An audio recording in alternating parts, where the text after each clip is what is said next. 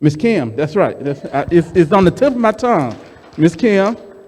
And then, of course, I guess I'm newly ambassador. Then we also have Holly is coming aboard for a facilitator, so we're going to ask her to stand up as well. So,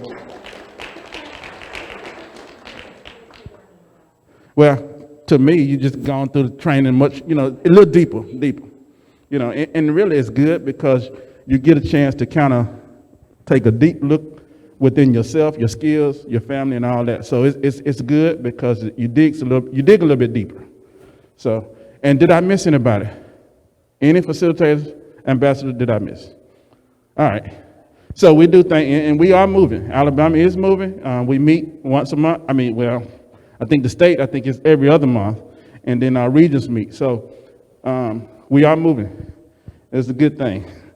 So we appreciate Ms. Laura for coming up and presenting.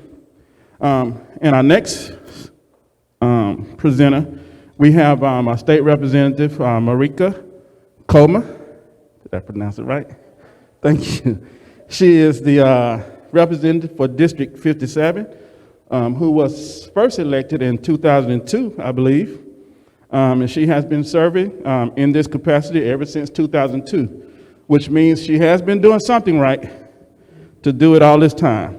So Representative Coleman has served on various committees, and she also is a founding member of the Midfields Voters League. So at this time, we're going to bring Representative Coleman up.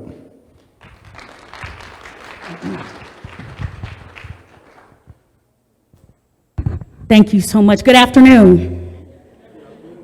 So again, I'm Representative Merika Coleman, and I want to thank Melissa Hall, who is online with us, for inviting me today. And she ended up inviting me because of a conversation that we have. Is it okay if I take my mask off? I am vaccinated and boosted. All right.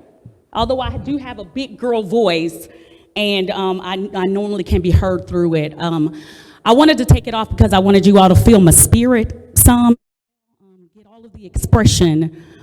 Because what Melissa asked me to talk about when we had that conversation was, she said, why do legislators need to partner with organizations like ours? That was the question that she asked of me. And she knew my personal story. We had talked a little bit about my personal story. And for me personally, I have a stepson who is my bonus son, my baby, who is autistic. And he has an absolutely amazing mom number one, who fought hard, fought the good fight to make sure that he got all of the services that he needed. Everybody doesn't have a mom 1 and 2 like my EJ does. In addition, my father is a disabled veteran, and my dad has been wheelchair bound now since 2008. He actually went into the hospital to get a routine surgery, and he ended up primarily paralyzed from that surgery itself. But he had gotten an injury in Desert Storm 1 that they were working on. So he is a disabled vet, and again, fighting to get the services that he needs so he can be self-sufficient.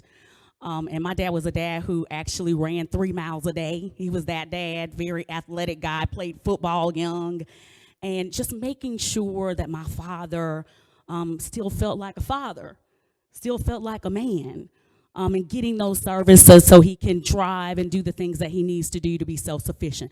Those are my personal stories, but a lot of legislators don't have those personal stories. And so why do we need to partner with organizations like this and others? Because a lot of legislators don't know anything about anything, or they just know about their particular entity. So I'm a lawyer by trade, which you didn't hear in my bio, and I also teach political science. Those are my wheelhouses. Now, I have some personal experience, so that adds to my wheelhouse. But we have legislators that are farmers, we have legislators that are bankers. Good God Almighty, we have legislators that are educators, and they are very good at what they do, but this particular issue might not be in their wheelhouse. So I think the smartest leaders know what they know, and they know what they don't know. And when they reach out to those folks that have personal experiences or the public policy background, or this is their field, and we get the answers there. That's how it should work, and that's why we should be partnering with you all and others. And so, again, some of the best pieces of legislation that have ever been brought to me have come from my constituents. Wasn't anything that I dreamed up, although I think I'm kind of smart. I like to think that. But it came from constituents that were personally impacted. So we do need to hear more from you, but you also need to remind legislators or any elected official that the power is with you all and not with us. So, and I think sometimes, so I teach political science, y'all, and so I'm talking about this also too. I still teach, I don't know how to do it, so I still teach 3 classes, still run my law firm, and I'm running for state senate as well. But when I'm talking to young people specifically, yes, I am. You know what I mean? Come on, and I'm still a mom. I still got 2 young adults, which is crazy to me that my 21-year-old and my 24-year-old that are home, they're both still college students, need me more now than they did young, right? So still trying to do all of those things. But when I'm talking to young people specifically, I'm talking to them about the way the government in this country is supposed to be derived, how it's supposed to be. The power is with the electorate, not with the elected official. You empower us. We should be listening to you, but you give your power away many times. Because what people do is they're afraid to go talk to elected officials. Not you, because I can see it in your face, you're not afraid. But a lot of people are. It's crazy to me that there have been some people, this is real crazy to me, somebody has come up to me and asked me for my autograph. I'm a public servant. I serve at the will of the people. So you all just never forget that. You don't have to be mean to us when you're reminding us though. But just remind them that the power is with you and not with the elected official. It is a blessing, and I always tell my constituent, it is a blessing for me to serve you in the Alabama House of Representatives. That's how I end everything. It's a blessing for me to serve.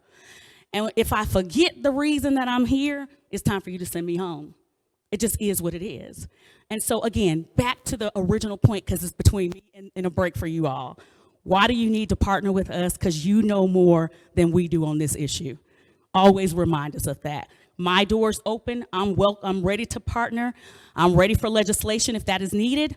I'm ready to help with appropriations if that's needed.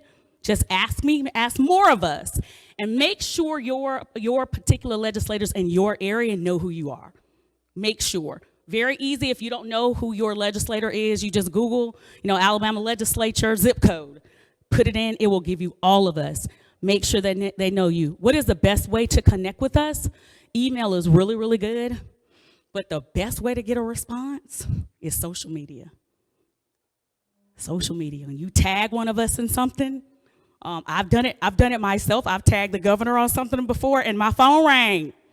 Okay, what's going on? We had a tornado in my district that nobody was talking about. But that's a really good way to tag legislators on their social media, because if we don't get it personally, somebody on staff, now I don't have staff like that, but some senators do, we will get that message right away. So I want to thank Melissa Hall for inviting me. Thank you all for giving me the opportunity and giving me this platform. And thank you for giving me an opportunity to make new friends. So I know it's break time now. So who am I handing it back over to? All right, you ready? Tell them about the break. I'm telling you about the break. But seriously though, make sure you write your questions down. We've been really pushing for time, so write your questions down, and we would definitely make sure we get some answers to you. So we want to thank Representative Coleman for coming out. Like I said earlier, I know some of them have busy schedules, and for them to come and share is huge. It's a blessing for us. So at this time, we're going to move into our break. And then we come back, we have another great speaker for us, presenter. So.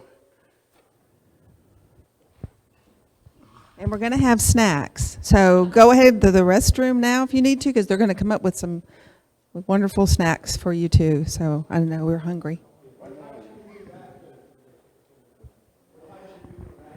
We're scheduled 3:45, so let's try and do that at 3:50. Can I say also, because I forgot to ask if anybody had any questions, I'm going to stay around if somebody has questions for me during the break. And to stay for snacks. We've got a question.